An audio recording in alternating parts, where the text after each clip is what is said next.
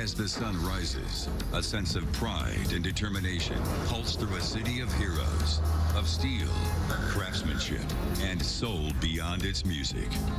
Made in Detroit means something again. Calling upon senses far beyond the familiar five, drivers are led by a heightened awareness, allowing them to act without thinking, react without blinking, to overcome adversity and maximize opportunity. The standings have changed once again, with a familiar family name finding itself on top. The last two races defining sensory overload.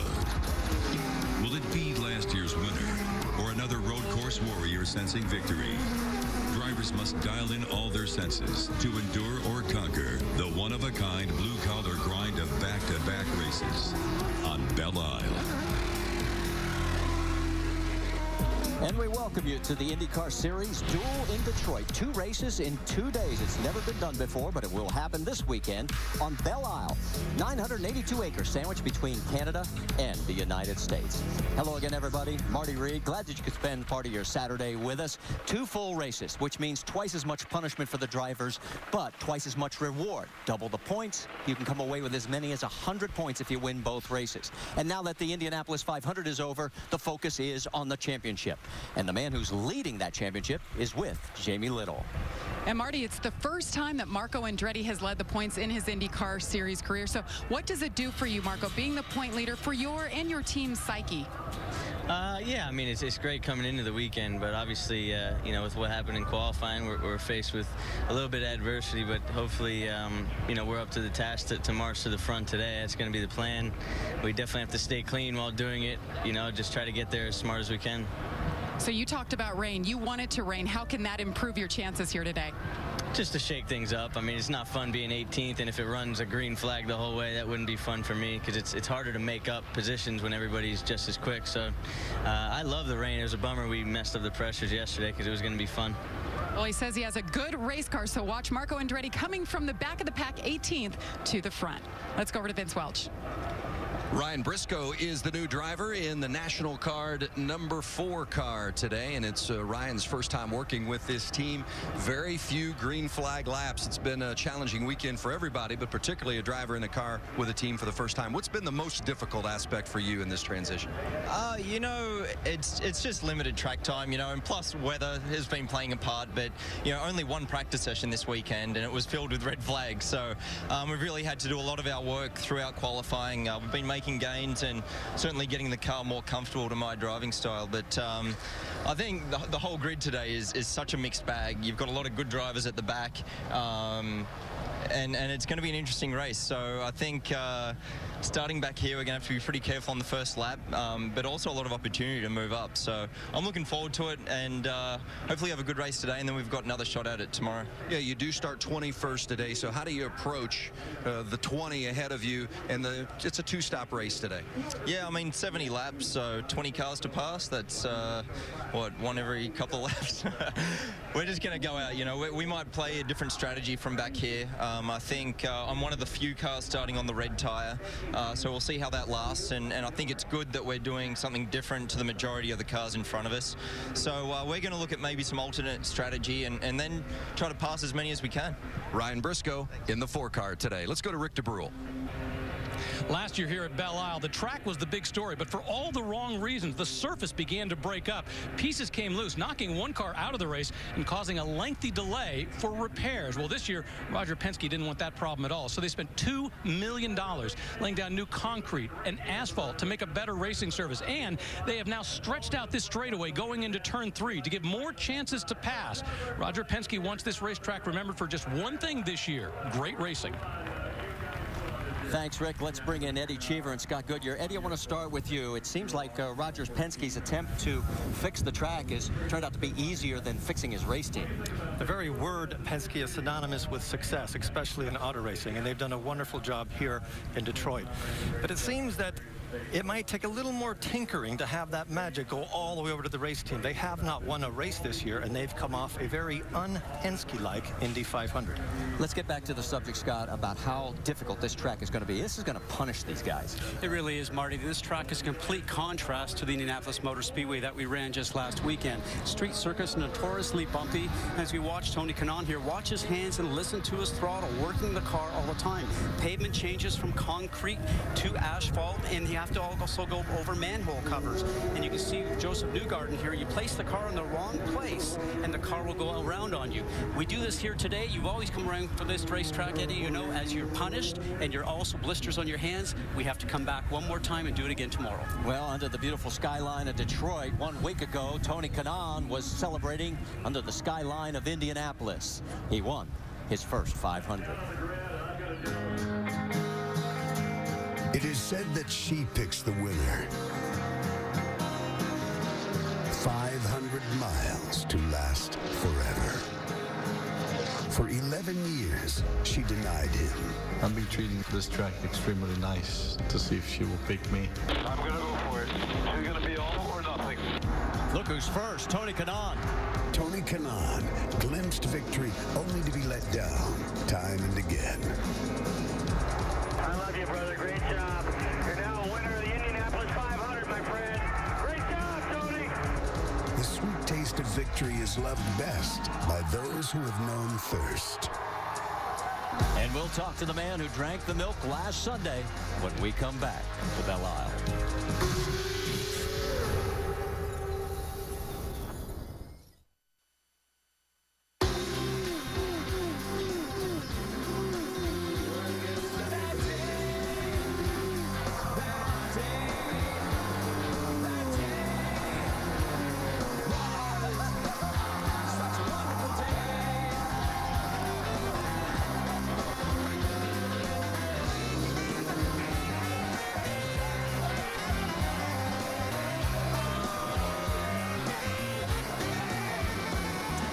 It certainly was a magical day for Tony Kanaan as he is still celebrating 1 week, almost to the day, after winning last week's Indianapolis 500. Vince Welch caught up with him just before he climbed into the cockpit. There can't be a more wonderful day than winning the Indianapolis 500. You know, they say winning Indianapolis changes your life, and I got to believe it's done that for Tony Kanaan. But how about the hairdo, the blonde look? Explain what happened there.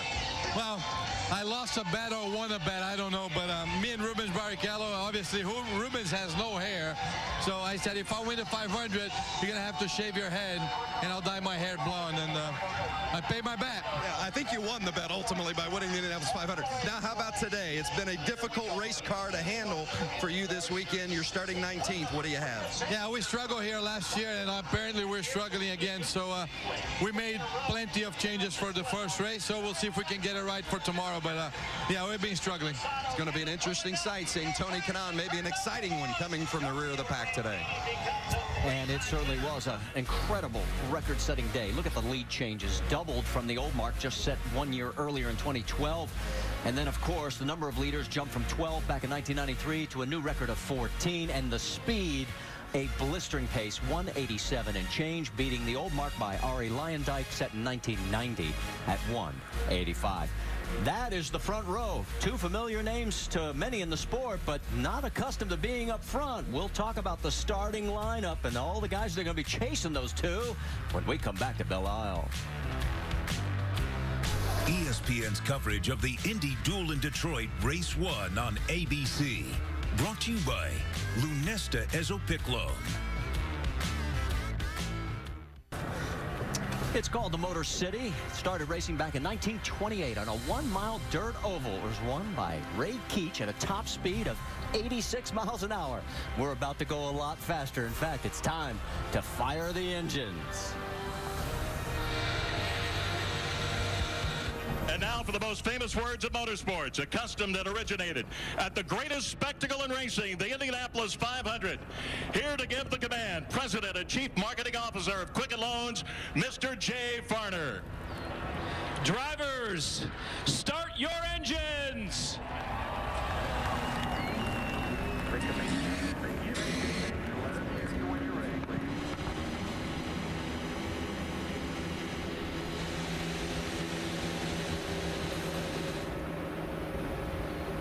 Romeo 8, if you're not already there.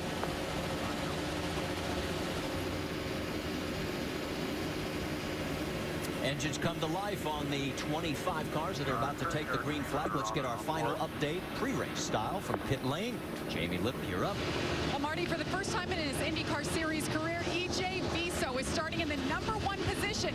Now, even though he showed a lot of power yesterday, he told me this morning he was down on power. Chevrolet and the team went to work, made some internal setting adjustments. They believe they're powerful enough to stay up front. Let's go to Vince Welch. A year ago, Scott Dixon won this race, starting from the pole and led every single lap. He's going to see it today from a completely different perspective. Dixon rolls off 15th. Now, this is a two-stop race. It should not be a fuel strategy race, but it will be a pit strategy race. When he pits within his window, this 9 team is going to guarantee or hope that that's going to get them track position, that he won't have to pass cars on the track. Rick. Well, Vince, for a driver who's won 2 races, James Hinchcliffe, if you ask him, won't tell you he's having such a great season. That's because he's won 2 races, including his first IndyCar race, but he's also finished last twice. He had an Indy 500 forget, and this race, well, it hasn't gone so well. He's starting 20th today, but he's still in the hunt for the championship. He's in 5th. He knows some good finishes, and maybe another win or 2 could put him back in that game. Thank you, team. Let's set the starting field for you, and you will notice on the front row, as we mentioned, EJ Viso and Mike Conway. Conway was over in England earlier this week and comes over here and puts it on the front row. Now, 10 of the 13 races have been won from the first 2 rows, guys. And that's very important here, and that's why they talk about pit strategy like they did with Scott Dixon. The guys at the back have to have a plan to move forward. Maybe they can do that by conserving fuel and in passing cars. When everybody pits, they're going to try and run some hard laps, Marty, and move their way up. Notice right there in row 6, Dario Franchitti. He actually won the pole, but he's one of 4 drivers that incurred the 10-position starting penalty for an engine change back at Indianapolis, so he's got his work cut out for him. He has not won a race this year. That is not normal for that team. But this is a really difficult track. There's hardly any grip at all. And even if you look at a driver like Marco Andretti, who's blindingly fast on these street circuits, he's way back. So you have a lot of powerhouses in the back, and they have to find a way to make it to the front, and it's hard to pass here. And what you're noticing as you continue to see this field with Charlie Kimball pulling up the tail end of the 25 cars, a lot of great names that are starting deep in this field. Let's talk about this 2.35-mile layout, Scott. We talked about street circuits being very rough. You see turns 1 and 2. Turn 1, not a bad passing opportunity. You can see the old turn 3 on your right-hand side. Well, it's now changed. We have a half-a-mile longer straightaway with that long run to turn 3. A great passing opportunity. Turns 4 and 5, you'll have to really move people around if you want to try and get past them. Turn 6 down that long straightaway. Got to get it a strong passing opportunity in 7. You get through what they call the fountain turns, and that run through 12 and 13 is very important to have a good shot down that straightaway to pass going into 1. The pit road exit, very confrontational here, and that will be the situation throughout this complete day. Cars still on the pace laps. Let's check in on our 6 onboard cameras. First up is Charlie Kimball as we work from back to front. He's got the Novo Nordisk onboard camera starting 25th. Ryan Briscoe with the National Guard camera. He'll be starting 21st today. And as always, the GoDaddy camera with James Hinchcliffe. James starting in the 20th position. Last week's winner, Tony Kanaan, starting 19th with the Firestone onboard camera. All right, bud, you got a radio check? Copy radio check. Keep putting a little bit of tap in those brakes, DK. Make sure they're reinforced. Brakes are important at this. We'll talk about that more. Simon Pagenaud, the number 77 with the Honda onboard. He's starting 8th. And our defending series champion, Ryan Hunter-Ray, starting 4th with the Verizon onboard camera. So if I need some help with the rear tire somewhere, red or something like that, the first position the first one you're going to go to is position 3. Okay, mention position 3, Scott, what they're talking about. It's a fuel trim, and that's what they're going to try. A lot of teams will try and save fuels. We talked about running a different strategy here. It's going to be very important throughout this race.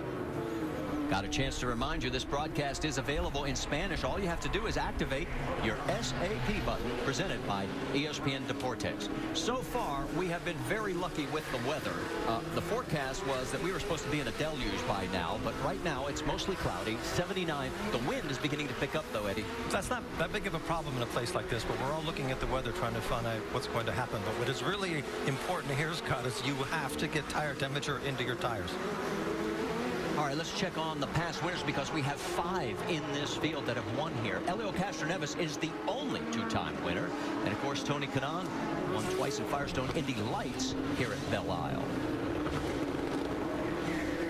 Now, remember that they have the black primary tires and the red optional tires. The reds are a little bit more grippy, but they also have a tendency to wear faster. Here are the 7 that are starting on the reds. And if you're further back, you want to take advantage of those red tires like Ryan Briscoe with a little bit more grip. Hopefully you can pass quite a few cars before you get to your first pit stop. All right, so as they make their way down the back end of the racetrack, we're getting ready to go green here at Belle Isle, and there is EJ Viso on the inside. There have been 16,000 Major League Baseball doubleheaders. We're about to have the first in the IndyCar Series. The duel in Detroit is green.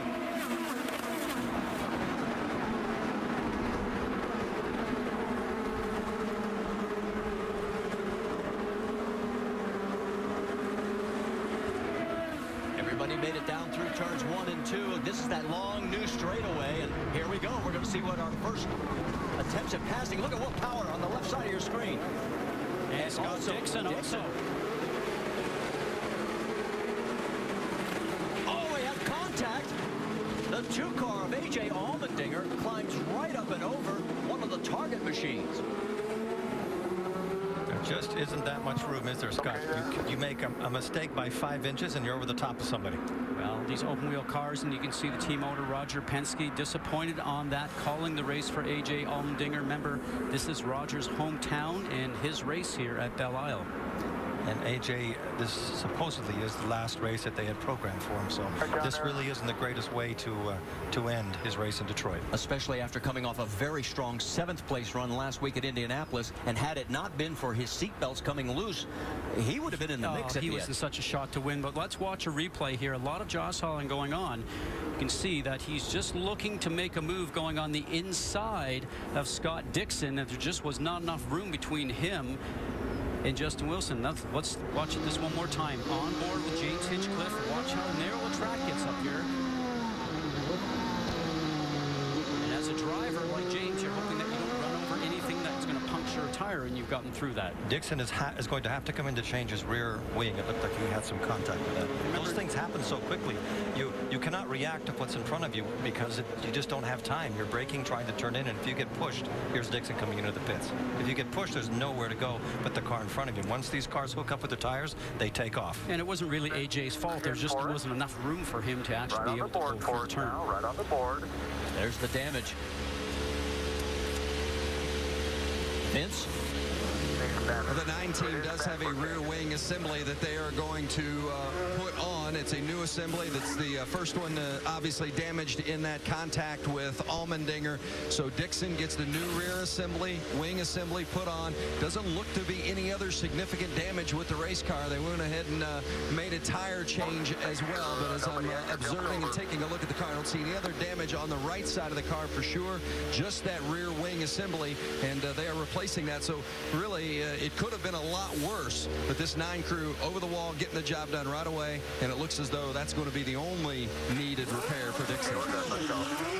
And you don't have to worry about both target cars being red this week because Dario Franchitti is in a black machine in the number 10. So as Scott makes his way back up, they're still cleaning up out at the crash site where A.J. Allmendinger climbs up over the back of Scott Dixon. Our first caution here at Belle Isle.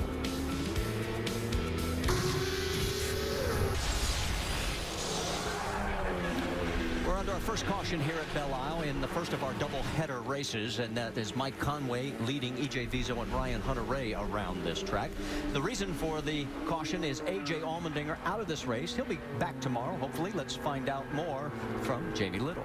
And I'm joined now by Roger Penske. You watched the replays there, Roger. Heartbreaker for A.J. Allmendinger, first time here. What did you see happen? Well, I think we just got squeezed. Too many cars trying to go in one position, but it's a shame early in the race like that. But our guys will put it together, and we'll be back here tomorrow. So it's one good thing about the duels, I guess, this weekend. And certainly A.J., I know he was disappointed. But to me, you know, we'll have a great race here, hopefully, and safe race. And I'm just sorry we're out so early. So they'll repair this car, and he'll race it tomorrow? Absolutely. All right, the duel, that's the fun of it, right, Marty? Well, we're going to find out if it's going to be fun. When you crash out the first lap, you want to get back. All right, our Indy 500 champion is our biggest mover of the race so far, and literally in that one lap, Tony Kanaan picked up 4 positions, guys.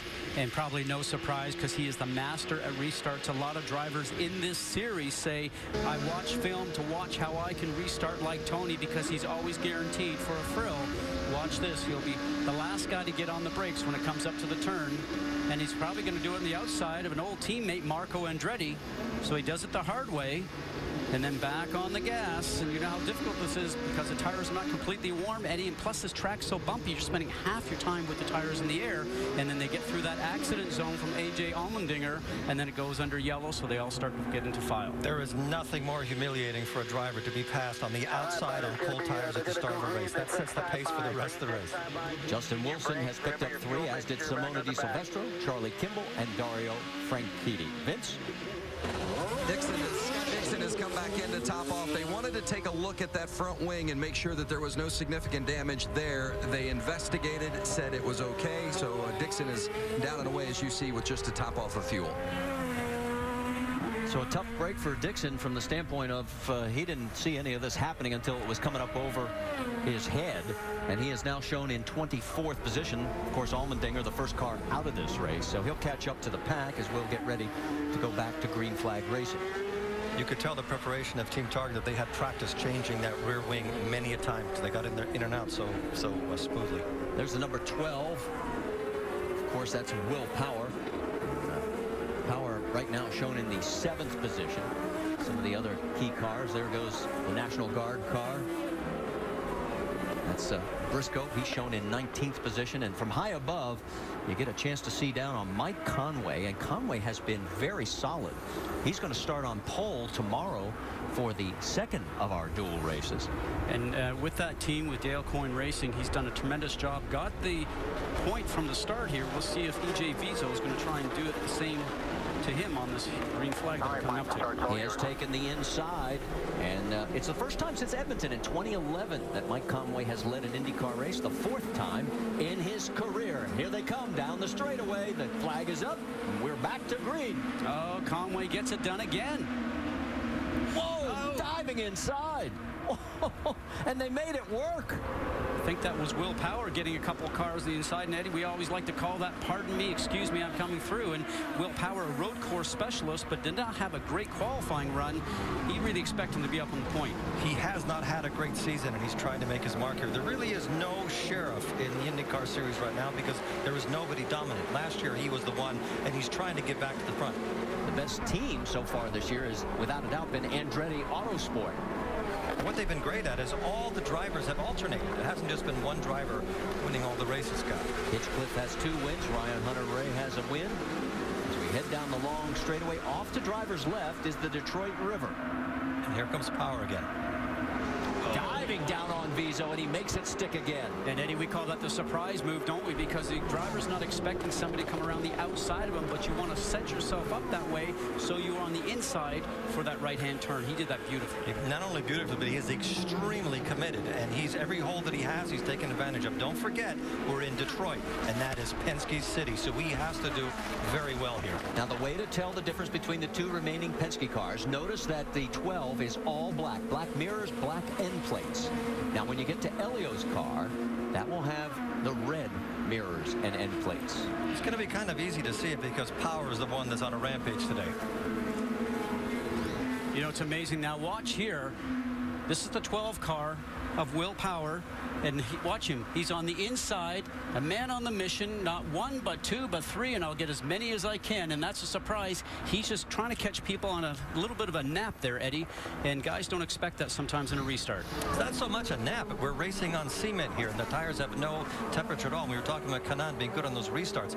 Power's doing exactly the same thing. You're not comfortable the first 2 or 3 laps. So if everybody else is uncomfortable and you're willing to risk, you can really make some big passes. There's also been 2 races on this track so far today, but it has still not really rubbered in. As we're looking at the 55 right there of Tristan Vautier, the rookie, as here comes James Jakes. And Jakes has looked good this weekend, and he takes the position. Boy, he's been impressive. The last couple of years, he just keeps improving, sneaks up on things, and all of a sudden you look at the results after a weekend and you go, gosh, did he ever move up and do a good job? But right now, with this new team, with Ray Hall Lanigan Racing, he has really proven that he knows what's going on. And Rick, you got more on James Jakes?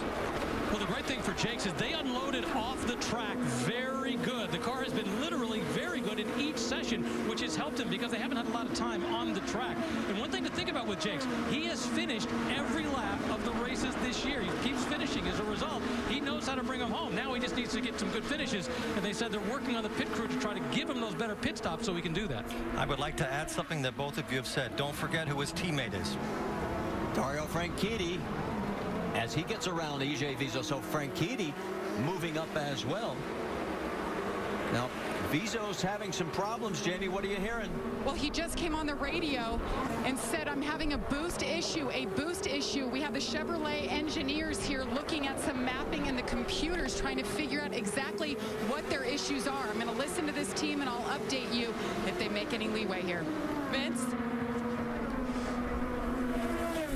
Well, and you saw Dario Franchitti make that move into the top 5. Remember, Franchitti started 11th, but keep an idea, as you saw Jakes go around Viso as well, but keep an idea, keep this in mind. Franchitti earned pole position. He was the fastest qualifier, but he had to take that 10-spot grid penalty because of the change of engine at Indianapolis. So Franchitti is on the move, and he's got one of the fastest cars here all weekend. As you can see, he's picked up 3 spots, moving up from 8th to 5th.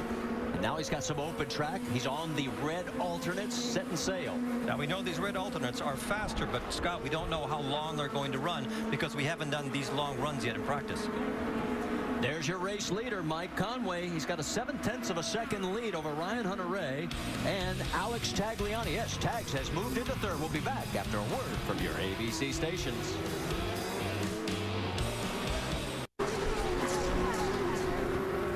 Welcome back to Belle Isle, turning lap number 9. EJ Viso on your screen in the 5 car. As I reported earlier, he was down on power this morning. He slipped back another position. I just was told by the team, Ziggy Harkis, his strategist, something is wrong internally. He has no power down the straightaways, but they don't want to bring him in because that would drop him all the way to the back. So you hear the radio? There, they're looking for a caution. Stay out until yellow is the word for EJ Viso. Yeah, but at the rate they're going, Jamie, they could be dead last in this field because he is just not able to keep up. No grunt going down the straights. It's actually more difficult to be in his position right now, trying to not get run over cars, but keep up your pace, Scott, because they keep getting you under braking. He's not. It looks like he has a braking problem, but that's not the issue. The issue is he's down on power. And we saw Elio Castroneves make a nice move past Tristan Vautier. Great job that he's doing as a rookie. Simon Pagenaud also moving around Vautier. So Pagenaud moving into 9th, Vautier 10th. Let's go on board with Simon.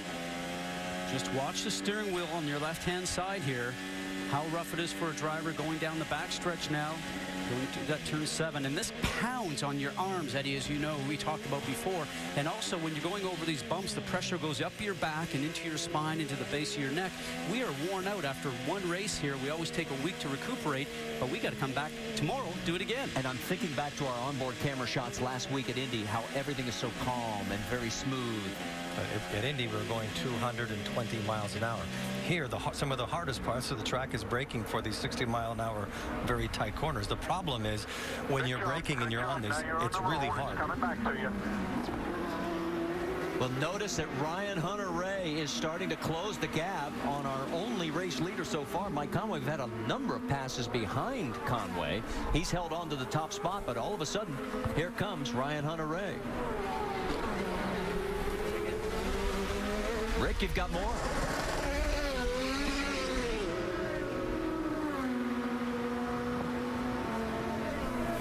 Yeah, just want to update what happened. They basically, because they were at the back of the pack, they felt the smart thing to do was simply to come in, bring them in off strategy, refuel them now, and just see if they can get the Alexa play into their hands later on in the race. So Graham Rahal comes back out onto the track.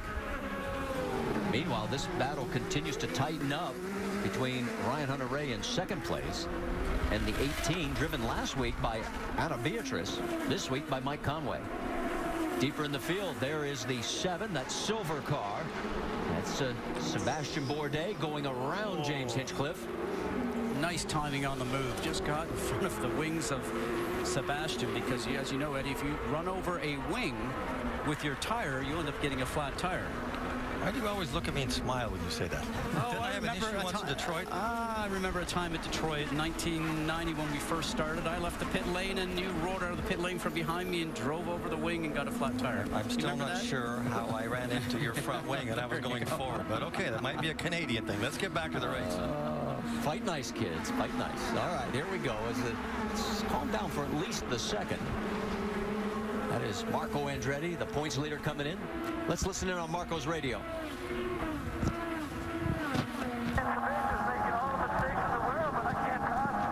Yeah, copy that. He's starting to hit some traffic. EJ's got a boost problem in front of him. He's got red tires. Everybody with red tires is going off bad. We were expecting that, Scott. Yes, that's some great information. Two pieces of information in there. That EJ Viso has a boost problem with the engine, so not getting maximum boost to get maximum horsepower. And then they're watching the people like we are, Eddie, with the reds, as you mentioned, as they are going off. So that means the tires are starting to slip underneath the drivers. But Tagliani is third and Franchitti is fifth, and they have red. So I'm not quite sure that applies to all the cars. If your car is well balanced here, if your car is well balanced, they seem to be doing well. And here comes Dixon. Side by side, Dixon tried to make it through what we call the fountain complex, a series of quick turns, most of them to the left. And that is so hard, Marty, to try and pass people in that area there. Tells me maybe Hinchcliffe is just off song just a little bit getting into that turn. What happens is if you give up one position, a whole train comes by and you lose your confidence. You can't get going again. But this is not a place where you try. All the passes that we've seen that have worked, you've just dived inside and you hope the guy gets out of the way. Let's get an update on Tristan Vautier. He's in the pits. Rick. Yeah, the concern here is tires. They started on the alternates. They've decided to come in and go ahead and go to the blacks right away. And once again, when you're in the back, make that change now and try to go on a different strategy. So they're sending him out on those black tires. Bourdais makes a nice move to pick up the spot. And he is now closing on EJ Viso. Our pole sitter has dropped back to 13th position. But I think he's doing a very good job of dealing with a car that has an engine problem right now, Scott. To be able to stay out there, not get involved in an accident, let people go by, but still fight is admirable. And when you have that, Eddie, as you know, driving by looking in your mirrors is so tough. That's not a good thing. So it's Bourdais now taking a look underneath. They head down to turn 7. And Hinchcliffe and Dixon are going at it like cat and dog. Let's update you. Joseph Newgarden has made a pit stop. He stayed on the black primary tires as that report has come from pit road. And Marty, with tires, the rule here is that you have to use in the race both a set of primary and a set of alternate tires, the red wall tires, and you have to at least use those for 2 laps each sometime during the race. So that could change the whole complexion of the race if they haven't used them until that last stop, if they go off. Well, if they do go off, but you know, we can tell because of the red sidewall what tires the drivers have on their cars. Then again, so can all the other drivers that are on the circuit. Rick, let's send it to you. Once again, there's concern about the tire. Actually, this is just fuel now. They've decided that what they want to do. This is actually the second stop for Charlie Kimball. He came in that first yellow, fueled up a little bit. Once again, they realize they're so far back, they need to run a different strategy. So the goal now, bring them in, get 4 new tires, send them back out with a better set of tires and more fuel. Hopefully, let the windows come to him. It's a great, we were just watching Marco trying to pass Hinchcliffe. That was a very good example of what a more mature driver he is this year. He had a chance to pass him and he pulled back. Now let's watch, because we've discussed about blocking rules here, moving your car over in reaction to the car that's coming from behind. Marco did a terrific job there, leaving just enough room for Scott Dixon to get through. Dixon gets around. Now Ryan Briscoe in his first drive as he has replaced J.R. Hildebrand. Marco right in front of him. There goes Dixon, Marco, and then Ryan Briscoe. Now, this is just for this weekend right now for Briscoe. There may be other stops for him. Don't know who's going to be in that car for Texas. Briscoe had very few laps in practice. Marco's in the pits. Who's got it? So, Jamie, Marco's coming your way. Everything looks fine to us. You hear the radio transmission there. Marco desperately wanted a new set of tires. He had an issue yesterday as well in qualifying, but a fast car overall, happy with the balance, taking the old tires off, putting on another set of primary blacks, building up with Sunoco fuel, and it was a good stop for Marco Andretti. Well, based on the numbers we've heard, guys, here we are working lap number 15. That's not going to put him in his window probably to make it in one more stop. Unless there's a yellow. Unless there's yellows. Yes. I think you can expect a yellow. Yes, at some point in time. So do you just leave the same tires on and continue to move backwards, or you can't make progress going forwards? We saw him having trouble putting power down, getting out of the turn. So now they're in the fuel window. They'll turn around and take a shot at this. But it's a risk. If in case you're interested, the fewest yellows back in 98, 2. The most, 8 in 99. The average is about 4. A little bit deeper in the field, there's Alex Tagliani. He has got the 12 of Will Power all over him. And right behind the two of them, that is Dario Franchitti trying to close. And Franchitti has reds on, whereas Power has blacks. So we have a red with Tagliani, black for Power, and red with Franchitti. This will be interesting to see on who has more speed as the run goes longer and longer.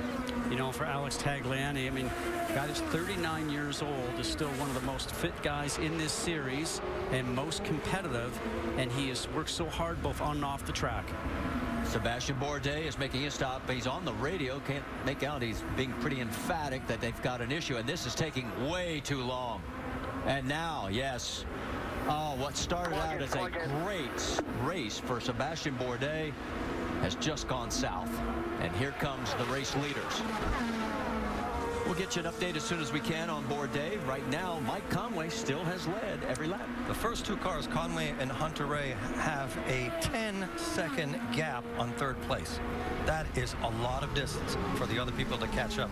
They are on a pace of their own at this race. Okay, so I want to throw out to you two, why is it these two have been able to open up that big gap and everybody else is so far I think a very, very bumpy track. You're running on cement. It takes a different sort of setup, I think, to do well here, and they just seem to have hit it right on the nail. And again, it's an Andretti car that's running for a win. Well, you're not going to miss anything. We're going to step aside, go side by side, as there's the battle for third, fourth, and fifth. And there is your race leader, Mike Conway.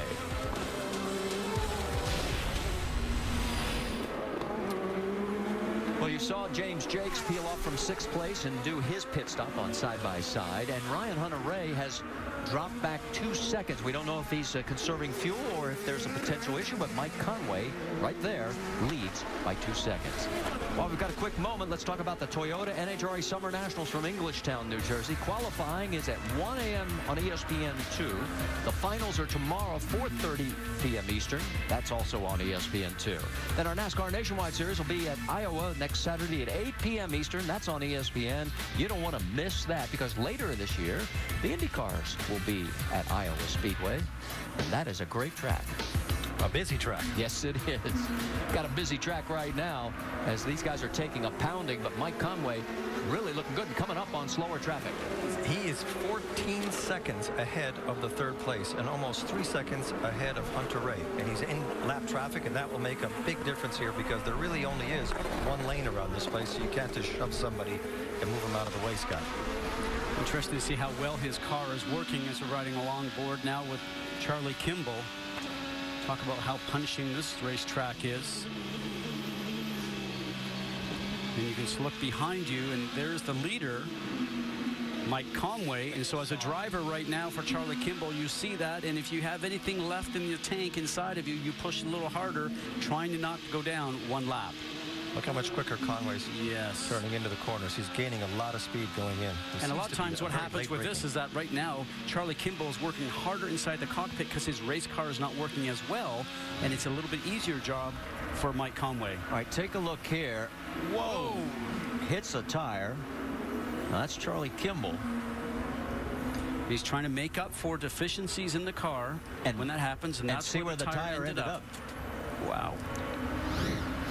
Those curbs are interesting, aren't they? Oh, they punish you, don't they? I mean, they beat the car, number one, and you feel that all the way through your steering wheel into your hands. Conway is so fast under braking. Well, little twitch there. He's got a little loose, but picks it right back up. Question is he running a fuel number right now that will get him to make this a two-stop race, or is he just starting to consume so much fuel that he might need a splash at the end? He's killing him under braking. Every car he's been around, he gains 15 to 20 yards under braking, and he's not gaining anything in the straightaway, so maybe he isn't running more fuel.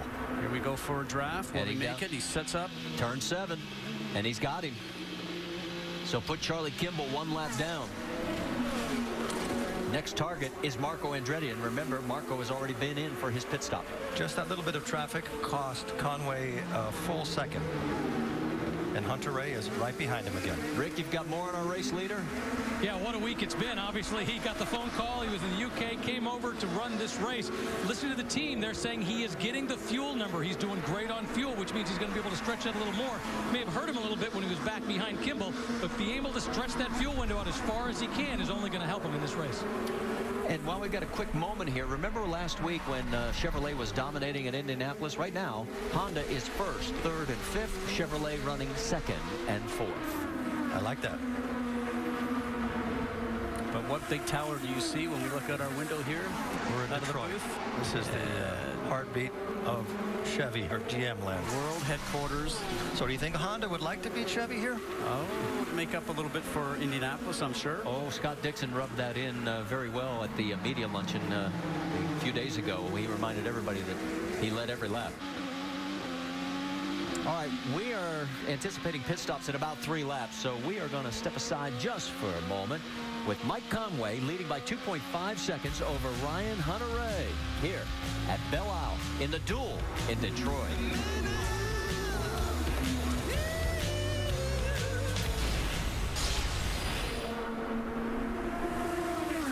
Well, points leader coming into the race, Marco Andretti, is getting passed now by Ryan Hunter-Reay, his teammate, and he is already 1 lap down. Mike Conway is your race leader ahead of Ryan Hunter-Reay in 2nd place. Give you an update on Sebastian Bourdais. Vince Welch reported he has a stuck throttle issue. He's still on pit road. He's 7 laps down.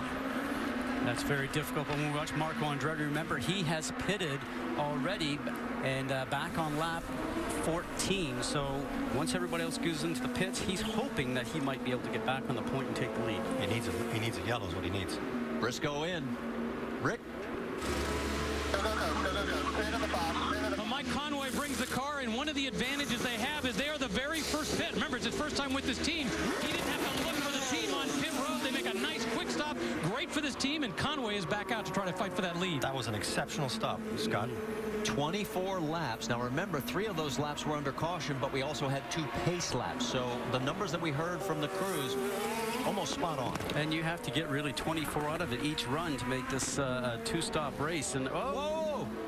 Tagliani goes off in turn number 3. Keep her going, keep her going. Now he's in trouble. It's almost impossible to spin the car there. These cars got to hammer it. No room. Now to get it in reverse is almost impossible. We watched Castroneves do this yesterday. We'll keep an eye on that. Here comes Tony Kanaan. 1, hit your mark. Hold your brake. Vince? Tony Kanaan has had an overboost issue, but no matter what fuel mapping setting he is on, it still has the same issue. Nothing they could do about it, so no changes in 8.4. So Kanaan came in at 10th place. He's going back out on track. And that overboosting, as we're starting to watch Alex Tagliani now start to get turned around, and we're now going to go underneath a caution. And we hear that Takuma Sato is off course as well. There he is, as he has come to a stop. And the best call, Marty, because to get to Takuma, and he's starting to get out of the car, which is surprising. What he was very smart is getting his car out of the way. Jamie? And Ryan Hunter-Reay in, putting those red sticky tires on. They filled it up with fuel. and he is down clean. So he'll be able to finish that stop because he was in before the caution came out. And here is Will Power as he's in. Go, go, go, go, go, go, go, go, go. There's also Dario Franchitti coming out. In 4th place. Elio Castroneves is in, Jamie. Elio Castroneves in, filled it up with fuel, and he put the black primary tires on his car. Trouble on the track, the 14 of Sato. Let's go back upstairs to Marty. Yeah, we're still trying to figure out what happened to Takuma Sato. And of course, on the road course races, you can duck into the pits as soon as the caution comes out. And that's why you're seeing all this action. Vince? James Hinchcliffe in the pits. Boy, they've had an oversteer problem in this race car. Says they just can't get it to attack the corner. Way too loose in the back end. They made a change. So he gets back out onto the track as all these pit stops continue. Under caution, Tagliani's in. Vince? Well, this is a real heartbreak for Tagliani. Remember, he spun earlier in the day, cost him some spots on the grid for tomorrow, but Tagliani's had a really good race car. They certainly did not need him to go around and cost him that track position as they were getting ready to come into the pits. EJ Viso is in, as is Marco Andretti. Jamie? Remember, EJ Viso early on had those boost issues. You're going to see them going to work, the engineers plugging in the download cable to find out exactly what's going on. You see him pointing back to the rear end of this car. They want to see the engineers are in there. That was quick. They took a look and let EJ Viso go. Let's keep an eye on the 5 car and see if they were able to fix something that quickly, Marty. The man who started on point. And let's go back and take a look as he almost turned into the wrong pit. Carpenter was able to safely maneuver as well, so no harm, no real foul. EJ Viso back out on track. Hunter Ray is our race leader right now. We'll still follow up on Takuma Sato. We'll be back after a word from your ABC stations. Detroit, the D-Town, the Motor City, Motown, Hockey Town, a place that drips with sweat, built on a backbone of steel. Roger Penske helped build this town. Now he's helping build it back. He knows that a win here is a tribute to a way of life. The hard way, the Detroit way. And Roger has invested millions in the refurbishing of Belle Isle, as he, along with several other business leaders, have brought this race back to life as we are at the Indy Duel at Detroit. While we're under the second caution, let's remind you the NBA Finals begin Thursday. That's June 6th on ABC. Who will survive the Eastern Conference Finals? The Heat lead the Pacers 3-2 and contend for the championship against the Spurs. Game 1 of the Finals is Thursday, June 6th on ABC, and our coverage begins at 8:30 with Kia NBA Countdown. Rick? Well, let's start off explaining what went wrong. Sato literally ran out of fuel. They were trying to stretch it one last lap. They thought they had enough fuel in the tank, but they couldn't do it. Then when he brought the car in after being towed in, he motioned that his belts had come loose. So as a result, they're having to retighten the belts before they can send them back out. So one problem led to another problem. Talking with Larry Foyd earlier in the season, he was saying the thing we have to do is start making fewer mistakes. And sometimes they pulled that off, and sometimes they haven't. And today is not one of those days. It's going to cost him dearly in the points championship. Right now, it looks like he would lose 2 spots. There you can see that Ryan Hunter-Reay with Ryan out in front. Of course, we've only got 27 of the 70 laps completed so far. That is something that should never happen in today's day and age with computers. Well, and what I want to do after we listen to Elio Castroneves' radio, I want to talk more about the seatbelt issue. It's the second race in a row where we've had it. Let's listen in. What's going on with Elio? Elio, just remember, on those kind of laps where we're coming around the pit, I want you to use that push to pass. 10-4? Yes, I understand, but it's too early to use the push to pass. Negative, don't start that. I want it, when I tell you use it, you use it. We'll manage it from here. Just when I have it for overtaking me on the restart, okay, copy that. It's a different attitude from a driver and a team manager in that situation. Elio saying, I want to use it in restarts because you can get maybe 2 or 3 or 4 cars on a restart if you actually use your push to pass, versus if you're just in traffic, you might only get 1. But as we know in today's racing, Eddie, the race strategy comes out of the pit lane, not necessarily outside of your helmet with the driver. And the pits made it blatantly clear. I want you to use it, period. When I tell you. And remember, you only get a certain allotment, and he has 7 left on the push to pass. It gives you an extra advantage of horsepower.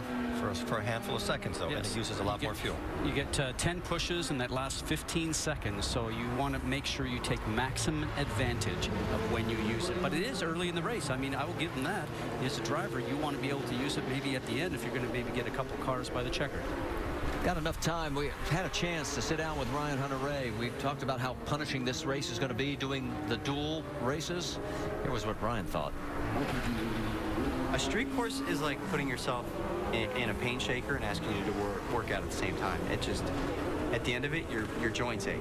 You know, the things you just can't prepare. Your joints in your hands ache, your neck aches, and not necessarily your muscles, but just your bones. And just because it is so violent, these cars have very little suspension travel. So the bumps that come through the car even bottoms on the deck, it comes right through your body. So you really get all that punishment through a race.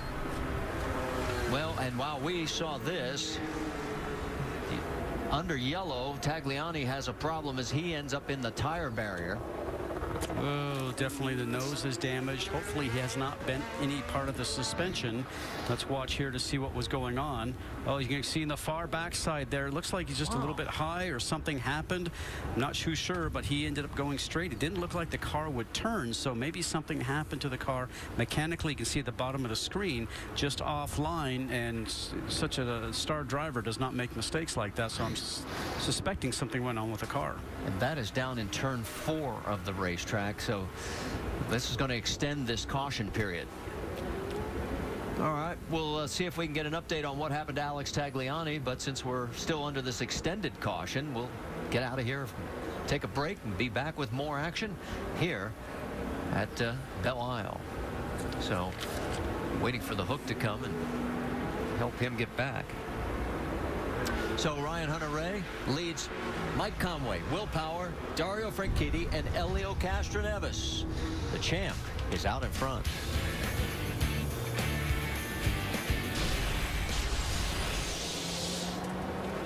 So it looks like Alex Tagliani's day is over as he is out of the car after 30 of 70 laps here at the Indy Duel in Detroit. Our second caution continues, and we wanted to go back and show you exactly why Takuma Sato had a seatbelt problem. We thought it might be something similar to what happened to A.J. Allmendinger last week at Indianapolis. It was anything but he was already starting to get out. He was frustrated. The car ran out of fuel. He thought, just get out, and that would be it. And they came back and towed him back to the pits, and now he's only 2 laps down. So that's what all that discussion was over the seatbelts. Because you're wearing that helmet, you can't see to fasten those belts yourself. It's impossible to put your belts on yourself. We want to welcome our U.S. military viewers and their families who are watching today's race via the American Forces Network worldwide. Ladies and gentlemen, we always salute you as you go on board with your car, the National Guard car, driven this week by Ryan Briscoe. All right, let's reset for you as it looks like we're getting ready to go back to green flag racing. As it is now Ryan Hunter-Reay in front of Mike Conway. They have been the only 2 leaders that we've had. As you can see, behind them, we've got Will Power, Dario Franchitti, Elio Castroneves. And how about our biggest movers in the race? Well, Joseph Newgarden has picked up 14 spots. Justin Wilson and Tony Kanaan have picked up 10. And, of course, Newgarden off strategy from the race leaders right now. And it has paid dividends to this point, but we'll see if it pans out at the end of the race. Newgarden will restart in the 10th position. All right, so our race leader, Ryan Hunter-Reay, the series champion from last year, picks the inside. And it looks like green flag is out. Wow. He didn't even wait till it goes on. It looked like he took a snap out of the middle. Yeah, it's not Power, it's Franchitti. And they bump. Underneath Power. Side by side, the wheels do touch, but everybody's holding on. And right behind us also, Elio Castroneves, Justin Wilson on the outside of Castroneves. That scouting car, the number 19 is Wilson. On the inside, the number 3, that is Castroneves. And going straight off is James Jakes. Oh, nicely done. Right. That was nicely done. They kept it going. He's going to lose quite a few spots because of the restart, but at least he's still under power. Now, did you see on that restart, Eddie? I think I saw you starting to motion also. Ryan Hunter-Reay was on the gas and already filling the center of the track instead of running 2x2. He was on a mission when he came around that last turn. And what he has to do now is put 2 perfect laps together so he can put some distance between him and Conway. And they have different tires. Hunter-Reay is on reds and Conway is on black. So you would expect Hunter-Reay to have an advantage in these first 10 laps. But then at the end of the run, he will start coming back. Everybody makes it through turn 7. And Kanaan is up to 7th. With a car that he hasn't been too happy with. There is Tony. Update on Sebastian Bourdais. They have pushed the car behind the wall. So a tough break for Bourdais. Not officially out of the race, but they've got to work on it back in the paddock area. And Dixon is just saying hello to the car in front of him. I'm getting ready to pass, and just keep an eye on your mirrors. 2 great road course racers, Simon Pagenaud and that HP machine. And he knows how tough Dixon is, so he's going to turn around and try and make sure that he can make up time going into the turn, middle of the turn, and the exit of the turn. And Rick, you have more on Simon Pagenaud? Yeah, he just came on the radio, told his team that the car is basically undrivable. It's been great going into today. He thought he had a good car in the beginning, but now on the track right now, you see as he gets past, he does not like the way this car is running. In that situation there on the twitch too, Rick, you're right, because the back end is just twitching as he tries to put the power down. And in a road course, Eddie, as you know, you need to be able to get into the turn very quickly, roll through the center of the turn to be able to keep your speed up, and then get back on the gas without the back end coming around. You want to have confidence in putting your foot on the throttle. Let's go back to the restart, because we always talk about risk versus reward. And here's Dario. He's 4th in line. Right from the beginning, he anticipates it, just charges in. He takes over that space, and Power has no choice. And not only when he tries, he bumps him, and away he goes. Now watch from up above here. He's making the commitment. It's bumpy there. Goes in there, surprises Will Power. Will Power cannot get into the apex, and right now Will Power, as you always say, Eddie, is going, I should have driven it harder. It's a little embarrassing when that happens, especially in front of the pit lane when all the teams are watching. Nothing is more embarrassing than being passed on the outside when you're a race car driver. Well, and if you notice there, Franchitti has opened up ground on 4th place, Will Power. So Dario, after the 10 position penalty for the engine change back at Indianapolis, has now moved his way back up to 3rd. So the first 3 cars are in 2 seconds. Let's get an update from pit road. How about it, Vince Welch? Well, whoa, somebody hit a tire. End of the day for Alex Tagliani. What happened, Brian?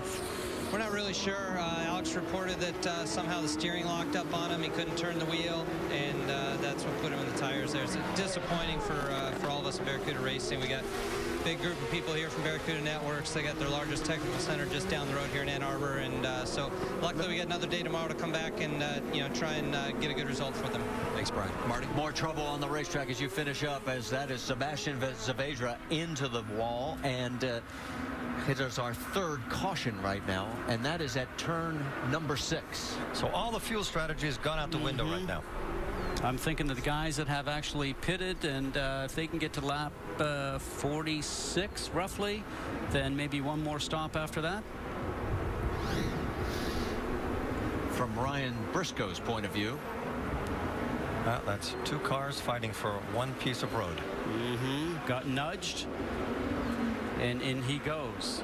So as you say, this yellow certainly helps, as we see that number 10, Dario Franchitti, hitting some of the tires that are there to make sure guys don't drive over the yellow barriers that are on the ground there, those rumble strips. And that tire, you can't see it when you turn in. You're so low in the cockpit that you just hope that you miss it. Here we go again. He just clips it with the inside wheels, Eddie, and sends it off. The tricky bit here where Dixon really got lucky is he hit it with his back tire and not with his front tire. Right. And he has been on a rampage for the last 10 laps. That would have taken his front wing off. So Scott Dixon is now shown in 7th position, guys. So that gives you an idea just how hot that car has been. As you can see, Sebastian Saavedra is getting out. He'll have to make the mandatory trip to the infield care center. And I think we'll apologize and for actually, the gesture. yes, and that is a fine, and probably a fine times 2, actually, since he was coordinated enough to do it with both hands. That's a double-double. That's right. Well, I mean, he has every right to be mad, but he could have given up the space and tucked in behind. That's a decision you have to make right then and there. And if you decide to hang on and you're in the outside lane, well, you run out of road. Well, and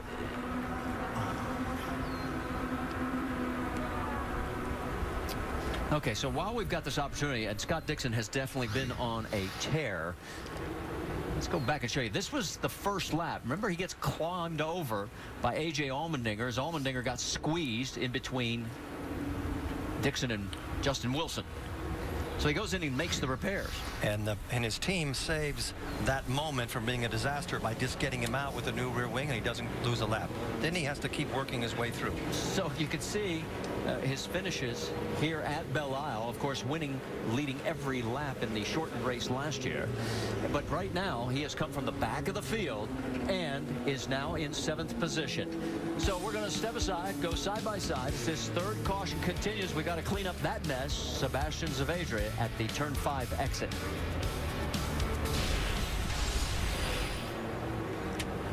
Our third caution here at Belle Isle in the first of our dual races is still ongoing. As you can see, some of the cleanup going on. That is what's left of Sebastian Zavedra's car on the hook, heading back towards the paddock area. Ryan Hunter-Reay is our race leader. And we showed you the A.J. Allmendinger had his race come to an abrupt end on the very first lap, and he has finally been released, and Jamie Little has caught up with him. Yes, he was standing down here a little defeated. Your first time here to Detroit. You're holding your thumb, though, AJ. What happened? Well, I jammed it once I tried to clear the fence there. Just tight start, you know, part of a street course, 3-4 wide, and you know, had guys on both sides of me and ran in the back of Scott Dixon. That's my fault. You know, everybody checked up in front of me, and I was more worried about the guys inside of me, and I wasn't ready for them to check up so early. So we're going to show the replay right here, AJ.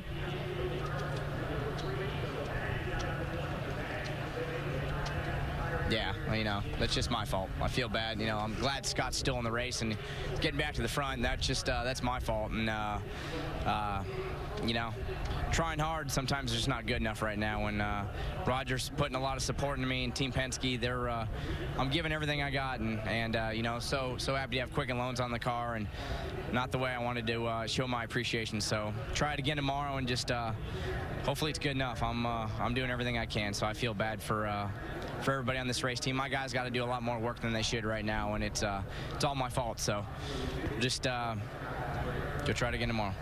Defeated, but not too often do you get a redo, so we'll see A.J. Allmendinger in that primary. They're going to fix it tonight. They'll be back tomorrow. And, of course, we'll have that race for you at 3:30 Eastern Time right here on your local ABC station. Right now, what we want to talk about is baseball, because ESPN has action, sort of a doubleheader, Sunday and Monday.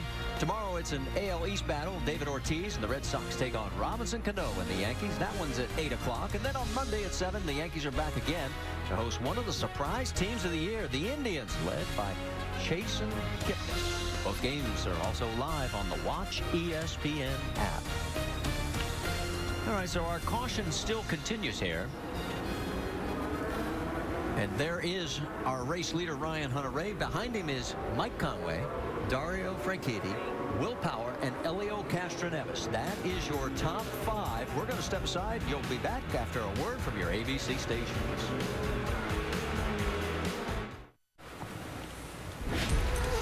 Well, while we've got a moment, let's get you caught up with the Mother's Race rundown. Back on lap number 1, A.J. Allmendinger just had nowhere to go, climbed up over Scott Dixon. Dixon had to stop, make repairs. Here on the restart, look at Will Power, left side of your screen in that black and white Verizon machine. He picked up 3 positions. And Dario Franchitti, after being bumped back 10 positions for the engine change back at Indianapolis, gets around pole sitter E.J. Vizo. He is right now running in 3rd. And Takuma Sato ran out of fuel, also ran out of seatbelt, and had to get him put back on. He has gotten back on track.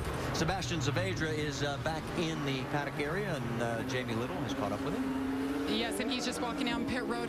Who were you so frustrated at, Sebastian? Man, it's just frustrating to see that Marco keeps doing these dirty moves, and as usual, nothing is done to him. just a very frustrating day. We were very strong. We were up there. Great strategy from the guys. My car was perfect. He just punched me out. So it's just a very unfortunate situation for the two-car racing. We needed to finish the race. We were doing a good job, and it just sucks. Thank you. Of course, he's talking about Marco Andretti, who, by the way, says his car is horrible right now, you guys. And there you see the replay of it. And you guys were talking about, hey, this is street racing. Yeah, it's really hard to make a call like that, but he was out, and I guess Marco saw a hole and he went for it. But it is once you commit, there's nothing you can really do. Well, let's check in on Marco Andretti's radio. So just for your information, Ray, looks like there's a slim possibility of a half an hour out. That means about the last 12 laps of the race. Weather. And they said rain, a possibility of about the last 12 laps. And of course, Marco was wanting to see rain because he knew it might be the equalizer because his car has not been handling all that well. The first two now have to deal with Franchitti, who has been really quick. We have to point out we are past halfway as if we are getting ready to work lap number 40 as there'll be 30 laps to go. 30-31 as here they come down the front straightaway. It is Ryan Hunter-Reay on the left side of your screen, and he has the early lead. Green flag, green flag. Well, Franchitti took a look in that third position. Fourth was Will Power. And he went a little bit wide coming out of one, so he might have a problem exiting two. No, he's fine. Good clean restart. The only side-by-side action further back, as you can see right there, that's Marco Andretti. You saw Marco's car just dancing around on top of the road. Will Power. Kanaan. And Tony Kanaan. Remember, that is the brand new section of the racetrack, and here comes Justin Wilson underneath Helio Castroneves in that 3-car. And Dixon is not too far behind. He's in that leading group. Here comes Dixon. He's going underneath Helio. So Castroneves is going in the wrong direction. He is, and Dixon is keeping up with what he's been doing the whole day.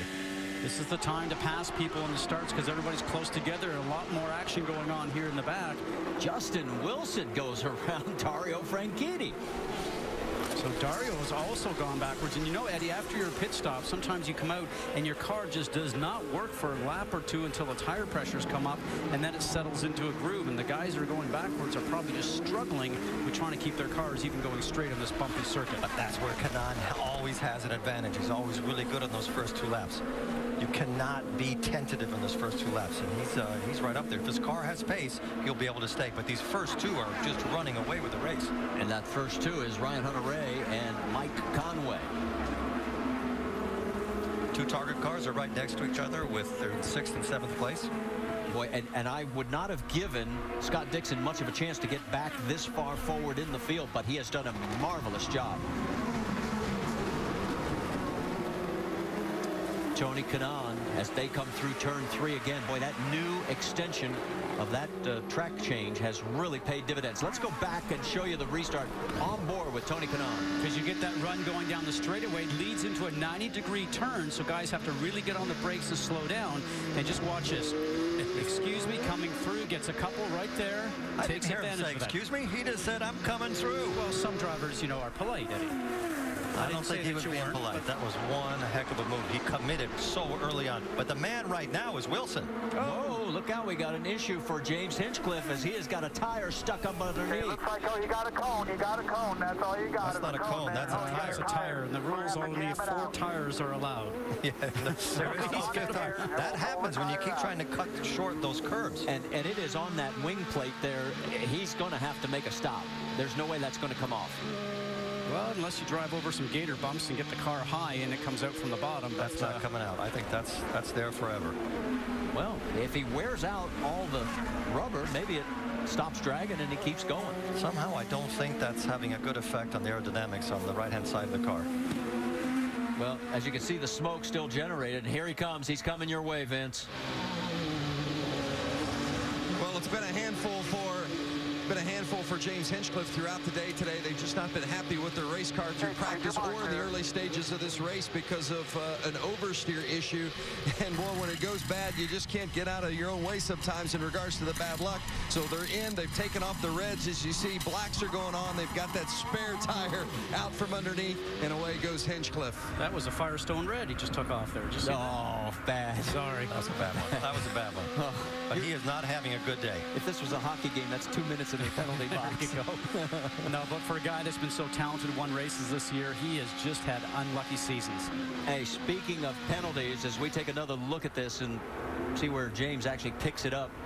Right there. Well, he had no place to go, did he? No, trying to make a move and ends up catching the tire. But, you know, I love a tweet that he had just a little while ago that Hinchcliffe said, you know, I don't always finish races, but when I do, I prefer to win.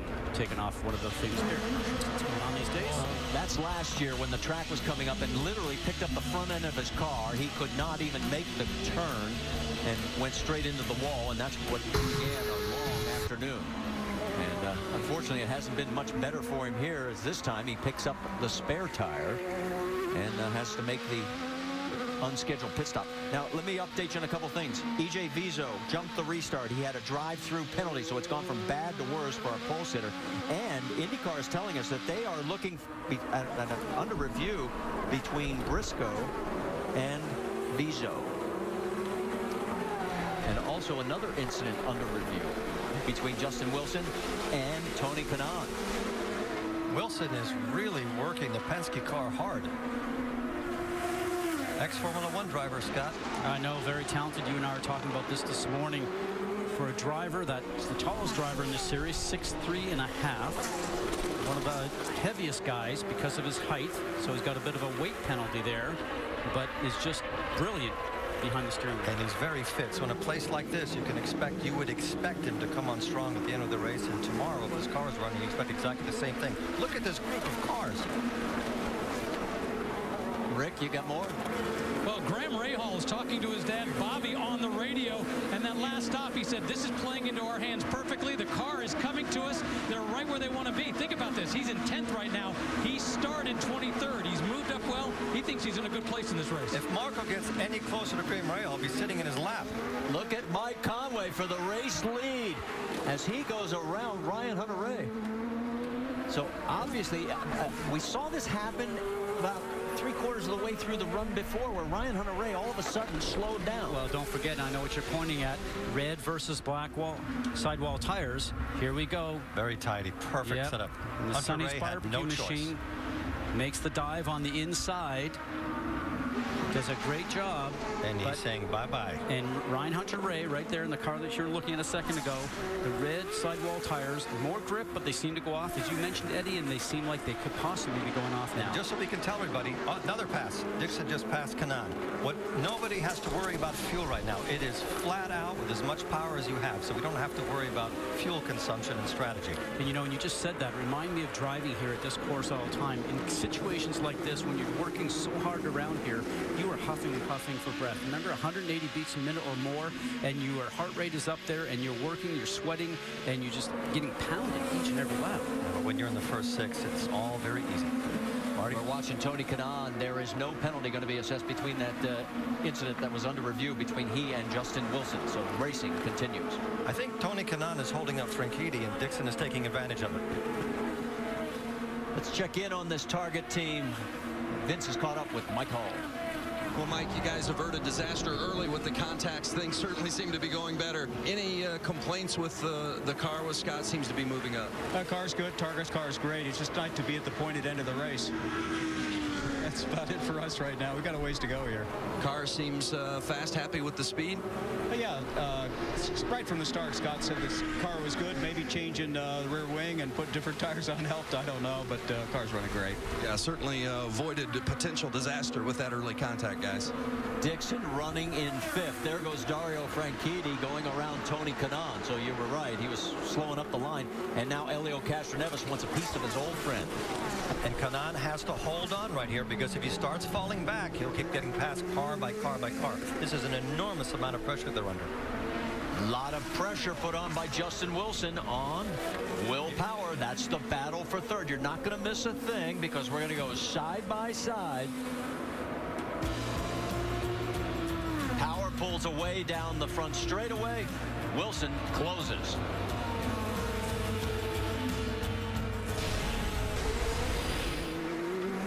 Except for 3 cautions, the action has been like this the entire time here at Belle Isle. The first of our dual races, you are looking at Power, Dixon, Franchitti as they are duking it out for 4th. They're all chasing Mike Conway, who is leading this race. His teammate from Dale Coyne Racing, Justin Wilson, is running 3rd. Ryan Hunter-Reay is in the 2nd spot. And as Eddie and I have been talking about, and Eddie, you pointed out, it's going to be interesting to see when Mike Conway puts on the alternate tire, the one that has the red sidewall, if his car is going to work as well as it is now, because by the rules you have to run both sets of tires at some point in the race. He has not yet had on the red set. Simon Pagenaud makes his stop and puts the reds on, so he goes back out. Tony Kanaan's in.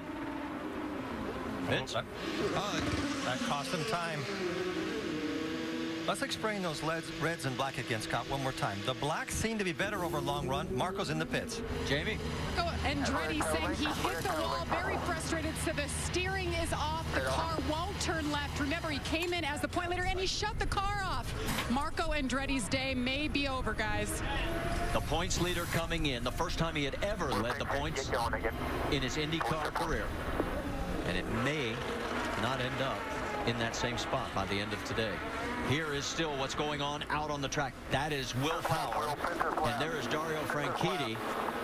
Now, he knew he would not make the pass going into that turn. He's just sticking his nose out, filling up the mirrors to let the driver know that he's got some speed. Now, if you're saying no, and they're both coming in, and Dixon stayed out, and he had gotten around. This will be a great confrontation between the Penske and the Ganassi pit crew. It's a lot easier to pass somebody in the pits than it is on the racetrack. Vince? Dario Franchitti's been very happy with his race car. They did not make any changes on that first stop. They went red to black on the first stop, sticking with the blacks here. Will Power in. Jamie.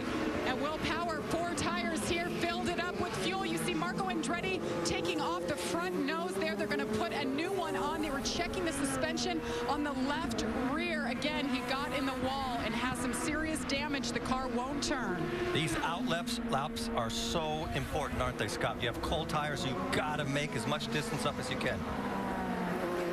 All right, let's go back and show you what happened to Marco here. Charlie Kimball. Yeah, Marco's up ahead. Oh, there you go. That wasn't. Good thing it didn't slice the tire. Now, this is where Dixon got around Power, and Franchitti almost followed suit. Man, these guys are swapping places back and forth and being able to be real racy with these cars, because usually this track has been like a one-lane racetrack. Not today. Ryan Hunter-Reay is peeled off. That is 2nd place. Mike Conway is still out. Jamie? And Ryan Hunter-Reay saying just a bit ago that he has no rear grip, and they told him go to mixture 3 to get that power down. Fill him up with Sunoco fuel here. You saw a turn of front wing and 4 tires blacks for Ryan Hunter-Reay. And remember, everybody making these stops can now go the distance. This is going to be a flat-out race. No more fuel strategy. And as hard as you can. That is the number 4 of Ryan Briscoe taking a peek under Vautier. That's a battle for 6th. And Dale Coyne's cars are now running 1st and 2nd as a result of the Ryan Hunter-Reay pit stop. Now remember, Conway is going to have to put on the reds, and you just heard, or I should say Conway's going to put them on, and Ryan Hunter-Reay just took them off, and he was complaining about how the grip had gone away. And we have 21 laps to go. James Jakes trying to put some pressure on Ryan Hunter-Reay. Heard the overtake, push it if you need it. That's the push to pass, which gives you more power for a maximum of 15 seconds. Under braking, not soon enough. Took a peek at turn 7, could not get it done. Now into the fountain section. If you're wondering why we call it the fountain, off to the driver's right there is a beautiful fountain here at the park. We don't see it when we're in the cockpit, Marty. No, you don't. There it is atop your screen as we get it from our helicopter shot. Gives you an idea of the gap. Now there is Will Power in the 12, and right behind him is Dario Franchitti. An Australian and a Scotsman. Now letting it out for 12th place right now, but remember, have to cycle through the pit stops. We've got a lot more stops still to come. Not for these guys. They're done. Yeah, they are finished. They're done, and they're going to run as hard as they can to make up track position. If they can gain a half a straightaway here in the front section, then the guys that are coming out of the pit lane, hopefully they'll end up beating them when they come out of pit. And one of the things I'm noticing, guys, is as you take a look here, as you see the push to pass remaining, Franchitti now has 5-3 for Power. Conway has stayed out. It has been 26 laps since his last pit stop. He has a 20-second lead, which is really important coming in.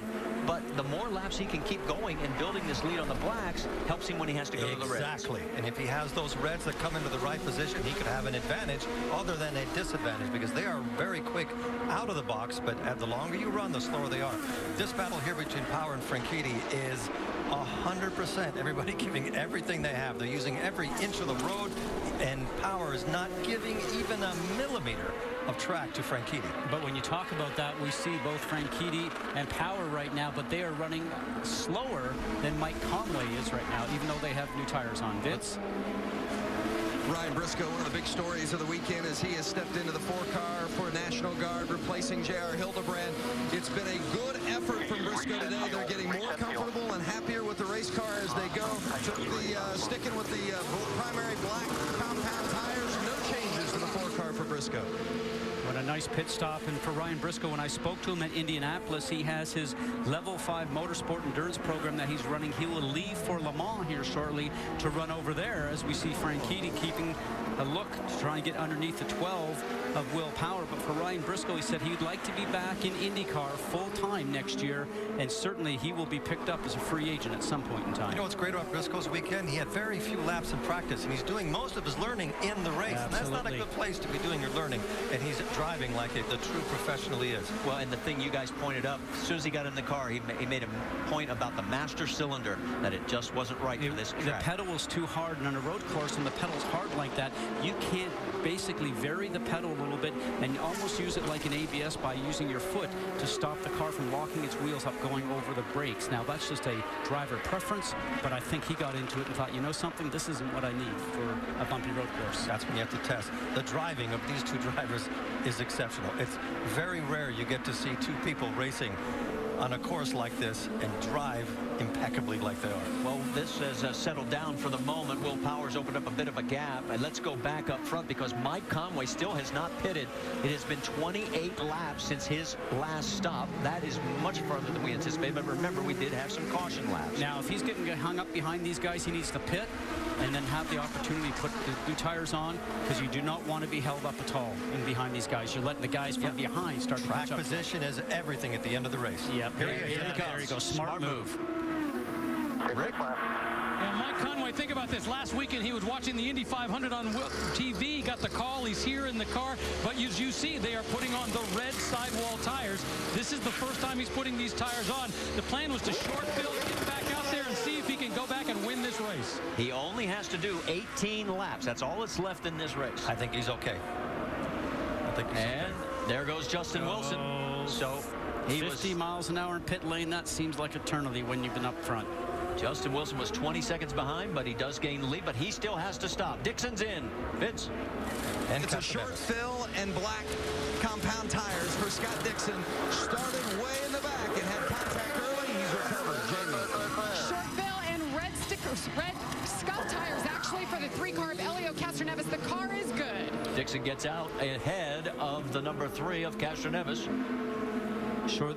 When we talk about that short fill, that means they did not take a full load of fuel simply because we don't have that many laps to run the race. Graham Rahal, you see there in the yellow 15, coming back out onto track as he cycles back out in the 11th position. There is your race leader. He is our 3rd different leader today, as the man who won Texas last year and will be there next week.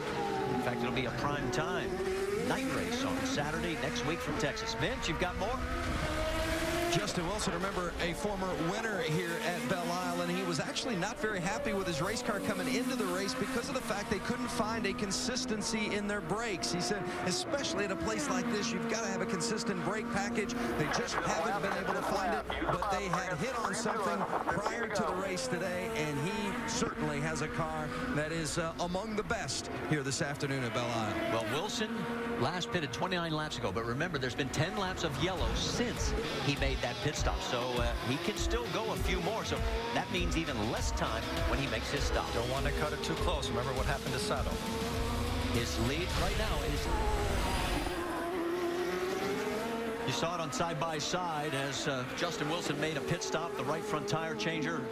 The pressure was obvious, and let's go back and show you. Here's what happened when he was leading the race. Justin's in, hits his marks, does a nice slide in. The gun comes out of the crewman's hands, but he recovers great. New Firestone tire goes on. Just a couple of seconds longer than it needed to be, but that's probably cost him at least a position or maybe 2 on the track, Eddie. Probably 400 yards on the track. Came back out in 5th position behind Mike Conway, his teammate right there. Vautier, Hunter Ray, James Jakes, and then Wilson. We talk about the pressure on the driver all the time, but when we're in the cockpit, you know, we know what's going on. So when we're out in the track, it's not so much pressure on us. Yes, pressure coming in the pit lane, but the pressure is on the crew members, especially when you got a chance to do well. This is a team sport. Every piece has to be perfect. Let's check in with Rick DeBrule. He has caught up with Dale Coyne. Well, that's right. We talk about the fact that it's a team sport. Right now, he's got T cars in 1st and 3rd. I'm sure you expected this to happen when you called Mike Conway last week, right? We thought he was good for a top 5, but we didn't know where in the top 5. All right, so you got a car in 1st, you got a car in 3rd. How did you pull this off with the quick turnaround from Indy? We just didn't. You try not to out-engineer yourself. A lot of people do that. So I think the entire team has done a great job, and obviously we got 2 great drivers. All right, we don't want to jinx anything, but once again, 2 cars in the top 3. A little team done a lot of work, and James Jake has come in. He's been complaining about the car all day. Now they're going to put on another set of tires, send him back out. Not working the way he thought it was going to go at the start of this race. So that means Conway now leads by 16 seconds over Tristan Vautier. And Ryan Hunter-Ray is 3rd. Justin Wilson moves into 4th after Jakes makes the pit stop. Hunter-Ray is 17.5 seconds behind Conway. That is a lot of distance to catch up. And Mike Conway's making it look easy. His car is working very well. That's a combination of the springs and the shocks that are in the car. And it's probably easier for him to drive at this pace going fast than maybe it is for some of the other drivers who are struggling with their car back in maybe in 12th or 15th. So give a lot of credit to the team. Mike Conway fitting in, working with engineer John Dick. And he is just sailing away from this, making it look very easy. Yeah, they are using their Firestone tires to a perfection today. I think a lot of this, what we're seeing with these teams that maybe don't have such a good chance to win being up in front, is these new cars and the regulations. They've stopped the technical dominance that the bigger teams have. And now the bigger teams are having to deal with many more competitors. I think it's truly a golden era that IndyCar is starting. And we saw that from the last Indy 500. I think you're absolutely right. With that great race that we saw in Brazil to the Indy 500, doesn't matter if it's on a road course, street course, or an oval, the cars should stay the way they are. Rule changes should not be implemented because right now the cars are terrific to race. Mike Conway well out in front, but here's what the points would look like right now as Elio Castroneves, who's running in 6th, would retake the points lead, bumping Marco down to 2nd spot. And it would only be 3 points separating the 2. And so far, Helio Castroneves has not won a race. Penske has not won a race this year. And yet, if he stays like he is, he's going to be in the lead. Smaller teams, smaller budgets, starting to shine. Let me tell you something. Both Team Penske and Ganassi Racing, they've led only 32% of the laps this year. Last year, at this same time, they had led 61%. And neither team has won a race this year. So that gives you an idea how the pendulum has swung. And you're looking at the team with the Ryan Hunter-Ray there that really has been the one stepping up. So now it's coming down to the drivers and the pit stops and the strategy. Nobody starts the race with a big technical advantage. Tristan Vautier has to make his final stop. He was 2nd. Let's send it down to Rick. Yeah, the rookie brings the car, and remember he did so well the first couple races of the season. Now he's been getting some fuel in Sunoco, more tires, send him back out. The goal to do as well as he can, most importantly to finish this race. Watch and see where he cycles back out onto the racetrack as you see the James Hinchcliffe going by. And it looks like he's going to come out in about 10th. Nice job for the rookie, the driver who's been going through the Road to Indy program with all the different types of cars that they have here to work his way up through the Formula cars. He's done a nice job. Graham Rahal gets around him because Vautier has to be a little bit careful on those cold tires. So moving back to 11th. We only have 11 laps to go. And remember, we're going to do it all over again tomorrow, 3:30 Eastern on your ABC station, as the duel at Detroit will continue. And I think the guys are going to be heading for the massage table as soon as this one's over. You know, we'll see tomorrow is who spent a lot of time in the gym and who spent a lot of time having fun over the winter.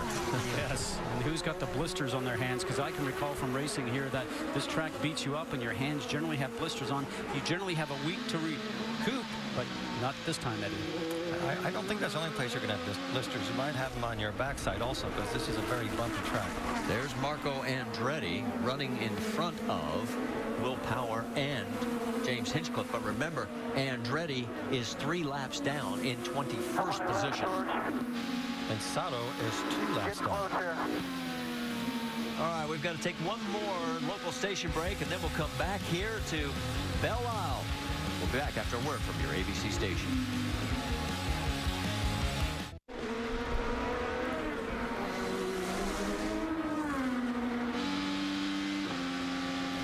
NBA Finals begin Thursday, June 6th on ABC. Who survives the Eastern Conference Finals? Well, we'll find that out tonight. Heat lead the Pacers in that one 3-2. And that winner there will contend for the championship against the Spurs. It's game 1 of the finals Thursday, June 6th on ABC. Coverage begins at 8:30 with Kia NBA Countdown. And, of course, James Hinchcliffe, as you saw, as we had to stop off at top off because he had been out there just long enough that he was not going to make it to the end of the race. So he dropped from 9th all the way back to 14th. Just had a little bit of fuel, didn't even change his tires, went right back on the circuit. Conaway is 17 seconds ahead of Hunter Ray, and we have 8 laps to go. That is a serious beating he's putting on the whole field. And making it look easy. Look out, contact there between Di Silvestro and Charlie Kimball. And it's for position. They are battling for 15th and 16th on the track. I have a feeling she might repay the favor back here in a second. Got to take getting out of here. You got to get the power down. Looks like she could not really do that. Take another look. Here's Charlie coming underneath. Whoa. A little bit of a slide job. A little bit missing the apex. But she turned in way too early. Should have given a little bit more room. Well, she wanted to go towards a direct line, didn't she? And Kimball had slid and missed the apex a little bit. You can't always do what you want to do in a race car. There's often somebody that's occupying that piece of space that you want. Right. And Silvestro has got 5 push to pass left. Kimball just has 1. Dixon right on Wilson. Now remember, Dixon had to fall all the way to the back of this field after the first lap incident with A.J. Allmendinger. And Wilson right in front of him running on the red tires. Dixon on the harder compound primary blacks. And he's looking for the spot. He's on the push to pass, and he did not get it done. So at this point, you would almost say that the blacks have an advantage over the reds. Which means that especially the Dixon, longer the stint goes, that's for sure. Now Dixon is down to his last push to pass, so he's going to have to take advantage of it here. And Wilson has 3. And it's all down to timing. You want to make sure you come out of the turn, timing it correctly. You're on the power as quickly as possible, hopefully before the car that's in front of you, so you can get that run going down the straightaway. Not a whole lot of drafting here, maybe just a little bit, but you need to be able to push the pass and maybe pop on the inside of the driver like you would coming out of 2, going on the way down to turn 3. Vince Welsh? Well, you guys mentioned the fact that the blacks were holding up better than the reds at this point. Certainly has been the case for Dixon throughout the course of this weekend. We also told you prior to the race that Dixon was going to have to use pit strategy to come back from 15th. And the way that early contact worked out, it actually maybe played in his favor as the race went on, as he came in and topped off, gave him a few extra laps on the fuel. Dixon certainly been one of the fastest of the day. Now, Justin Wilson, also it's been a bit of a struggle from the brakes perspective for Wilson this week. He hasn't liked the brake package. You see his brother looking on there, Stefan. They felt like the brake package had been inconsistent. It was something that concerned Justin mightily as he headed into this race. But boy, it's been spot on so far here this afternoon. Great battle between these two. Wilson leading Dixon. Wilson is going to have to pull out everything he has, Marty, because it's going to be almost impossible to stop Dixon. You can tell he keeps gaining 20 to 30 yards every time he breaks. But watch Dixon. He works so hard in the 3, 4, 5, 6 complex to get close to Wilson coming out of turn 6 to get that run down the straight. He did that last time. He did not use his last push to pass, but he'll probably let the tires just cool off a little bit here. Let's see if he tries that once again going down the backstretch. You heard the call on the pit radio. 5 laps to go.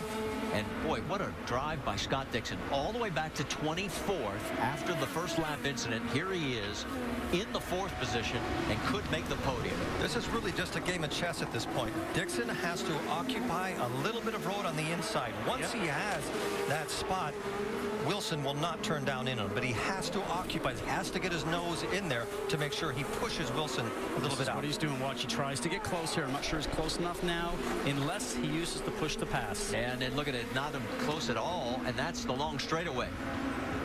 That's heading down towards turn 7. This is the point in the race when you know you only have a few laps left, but your body aches so much, your joints ache so much, but you're just pushing yourself. It's mind over matter just to keep going. And Castroneves and Franchitti are right behind Dixon. Yeah, they're closing on this group. So now you see all 4 cars.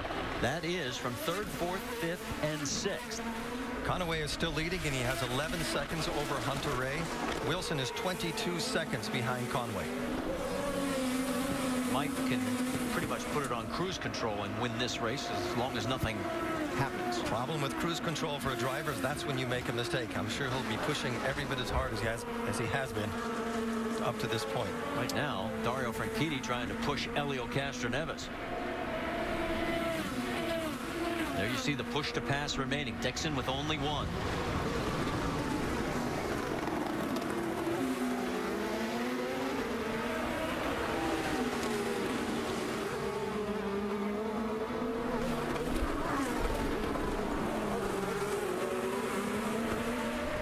This is a train right now. Make one mistake, and the guy behind you is going to get by. You know, we can't show it visually because he's 12 seconds further back, but let's give a shout out to Joseph Newgarden running in 7th. We want to stay on this battle because we don't want to miss it. But Newgarden, I mean, he really never showed on the radar last week at Indianapolis. Now he is up to the 7th position and has picked up 10 positions since the last restart. Whoa, trouble! Briscoe is into the barrier. So now, 3 laps left to go. With 3 laps to go, will we have another yellow finish, or will they be able to clear this and we'll have a shootout? Well, let's see if we go yellow, because right now is in a dangerous position for a full course yellow. Or are we going to have a local yellow? It's still local. Briscoe, that was a bad Briscoe is mistake. just pounding the steering wheel. So far they have not thrown the full course caution. So these guys will continue to race. So he looks like he is off the racing line right now because you want to get close to the inside wall, which is your apex. If this was a Grand Prix race, they would have a local yellow, which would mean you cannot accelerate or pass there, and everybody would know the car is there. It's a very difficult thing to police, and we had some problems with that in practice here. Oh, the back end just comes around. So what he's been asking for is a restart. And we are hearing from IndyCar officials they will leave it local. They're going to let this race continue. Excellent decision. Down into turn number 7. This battle continues. Franchitti getting ever closer. All of a sudden, though, as we check the scoreboard, our scoring monitor says that Mike Conway's lead is now down to 10 seconds over Ryan Hunter-Reay's. It was a tad more, so it looks like Mike is easing off a bit. He only has 2 laps to go. Franchitti now, the car that's at the end of this queue, the black car, looks like he's being able to get back on the gas quicker than the other cars. At this point, do you think they're really willing to risk the car since they have to race tomorrow? That's right, and that's the point. If this was a race that was a week away from now, we're on our way to Texas, probably would, but you're right. You don't want to risk a whole lot when you're in this position right now. If it was for the win, probably so. Yes, but this is not for the win. This is for points. 6th, 5th, 4th, and 3rd. Well, after getting spanked last week at Indianapolis, Honda has come back. They have 7 of the top 10 runners, including the race leader. Now here they come up on this local yellow, so nobody can pass through this zone. But as soon as they clear, hammer down. And look at Franchitti. He is right up on Elio Castroneves. Use the push to pass. He doesn't have any left, I don't think. He is done. Nope. So anything he's doing is just by getting out of the turn and having your foot on the gas and timing it right. Both Castro. And there's the white flag for Mike Conway. What a race this guy has driven, as he has one more circuit around this 2.35-mile layout, and he will start on pole tomorrow, as he qualified #1 earlier this morning. Battle continues, although Franchitti can't get close enough. Justin Wilson. It looks like it could be a 2-man podium finish for Dale Coyne Racing. There's going to be some aching bodies here today. Even thinking back to driving this course, sometimes late in the race, your steering wheel, you got your hand on it. You can feel the blisters underneath your gloves.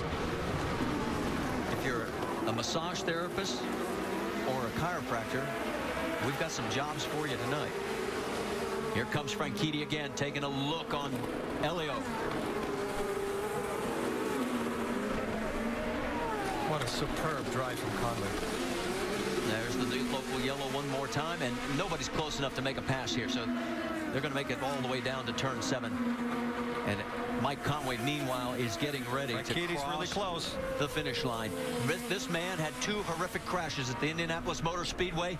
Said that I don't want to drive on the ovals anymore, but he sure can drive the road courses. His 2nd career win, and Mike Conway does it in style. Ryan Hunter-Reay is in 2nd, but here is the battle for 3rd. Closest one on the track. His Dale Coyne teammate hanging on to the spot. One more stretch to go, and here he comes. Justin Wilson will hold on to 3rd. Look at how close it was for 4th. All right, attaboy, way to bring her home. P3, Conway, P1. What a day. What a day for Dale Coyne Racing. It took him 25 years to get his first win for that man right there. Today, he's 1st and 3rd. A week ago, he's watching the Indianapolis 500 in England. Here he is racing today. The racing gods have an amazing sense of humor, don't they? There they are, the teammates taking a little parade together. His last win, 2011 in Long Beach. And it's the 3rd overall win for Dale Coyne Racing. The first one came back in '09 at Watkins Glen, and last year at Texas.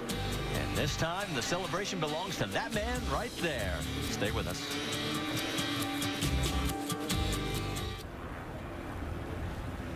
ESPN's coverage of the Indy Duel in Detroit Race 1 on ABC. Brought to you by Progressive. Visit Progressive.com today. Yeah. Well, the celebration is about to begin down on pit road, as there you see Mike Conway getting congratulated from Justin Wilson, his teammate, and he has worked hard for this moment. As he gets ready to climb out, let's send it down to Rick DeBrule. Mike Conway getting out of the car. What a race. There's a guy who, once again, just a week ago was watching the Indy 500, and today he's a winner in Detroit.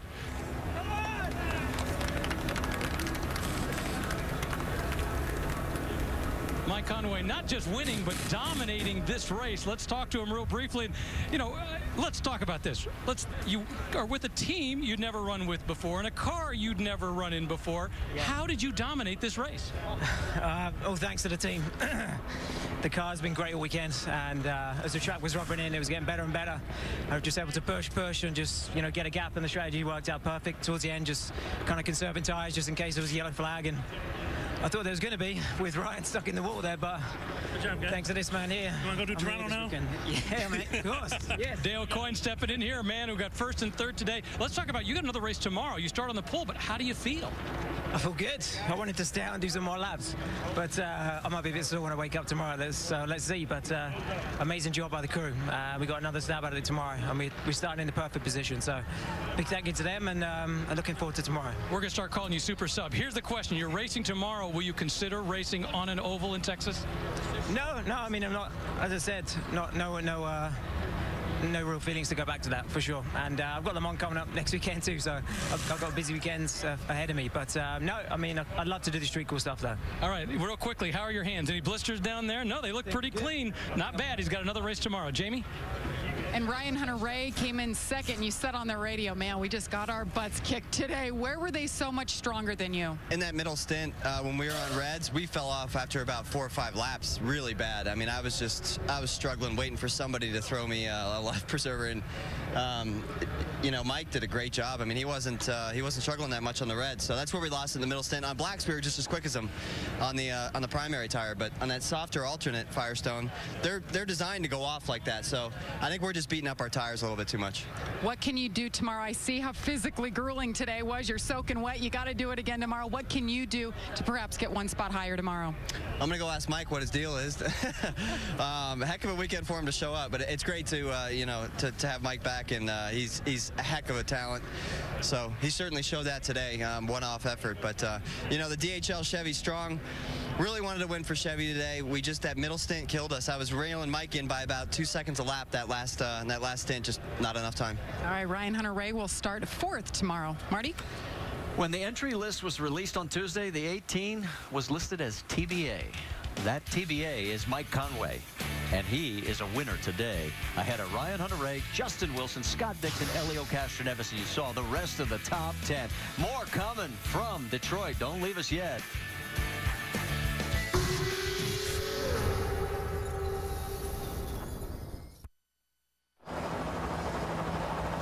Back in the Motor City, the duel in Detroit. Won today by Mike Conway of Dale Coyne Racing and his teammate Justin Wilson. Put 2 on the podium. Justin finishing 3rd today. What a great battle you had throughout the course of the day. A little hiccup and a late pit stop, and then a terrific duel with Scott Dixon at the end. How'd you hold him off for 3rd place? It was tough. You know, Scott was coming fast, and I knew he was good, and I just had to try and hit my marks, make sure I didn't make a mistake. He had a couple of runs on me, and I just tried to position my car in the middle of the road, so it made it harder for him to pass.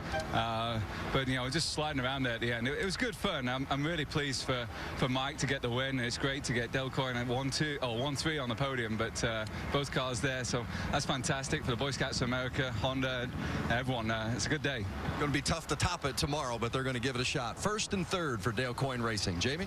Well, we have a new point leader in town. Elio Castroneves brings it home 5th. You told me you saw a yellow car go by you, and what was your reaction? I thought it was Hunter-Reay, and I'm like, man, I got to catch this guy because I know it's in the points we're going to be fighting. And when I saw that Mike Conway, great job, just jumping straight from the couch to the racing seat. That's it's proved that this series is very competitive with the team Dale Coyne. Congrats, they did a great job. And now we're taking the points lead, which is very good. For what we had, that was great, and I wish it would be a little bit more. All right, one more race tomorrow. Qualified in the back because you ran out of fuel today. What's your strategy? Yeah, exactly. Well, our strategy is keep it clean like we did today. It was a perfect call from everyone, from John Erickson and Jonathan. Now we just got to keep going. Right now it's a good momentum. We want to get the podium, but first to get the podium we got to pass a lot of cars, and that's what we're looking for. All right, Elio Castroneves brings it home 5th. It'll be fun to watch him tomorrow, Marty. His points lead over Ryan Hunter-Reay is 3. Marco Andretti, finishing 20th, 3 laps down, is now 3rd. 5 markers back, as we show you there. And then rounding it out with Takuma Sato and Justin Wilson, as he picks up a spot, moves into the top 5. So that's just after 6 of 19 races. We'll be back with final thoughts and get ready for tomorrow's second duel, which will be at 3:30 here on ABC.